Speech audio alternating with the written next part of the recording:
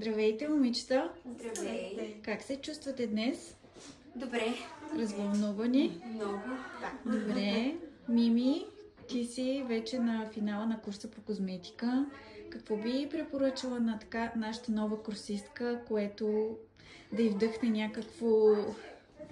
Ами, най-вече да се пуснеш смело в това приключение. Знай, че тук ще намериш много отзивчиви хора, със сигурност.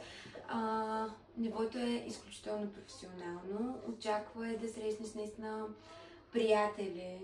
Няма да са ти само обучители, но и приятели. Ще видиш отсреща със сигурност. Ще научиш много нови неща. Гарантирам ти го. Много нови знания и ще бъдеш със сигурност много уверена за напред в нещата, в които се захванеш. Добре, а според тебе курса покри ли твоите очаквания? Как мислиш? Определено, даже ми ги надхвърли. Смея да твърдя, че натрупах много знания, голяма база, много опит и така. Добре, много се радваме за хубавите думи. А кое е най-ценното, което научи и как би го използвала за напред?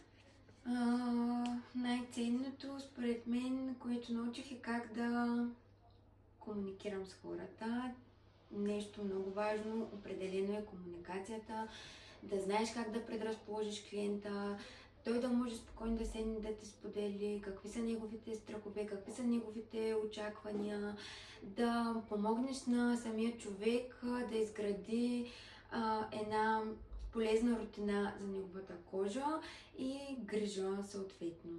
Добре, а коя би била първата процедура, която искаш да извършиш след като се тръгнеш от тук? Ами, може би нещо, което ще достави голямо удоволствие на някой човек, а именно твърдя, че това е хигиенно-козметичния масаж. Той действа изключително успокояващо, изключително тонизиращо и мисля, че всеки, който се е подложи на тази процедура, би бил възхитен.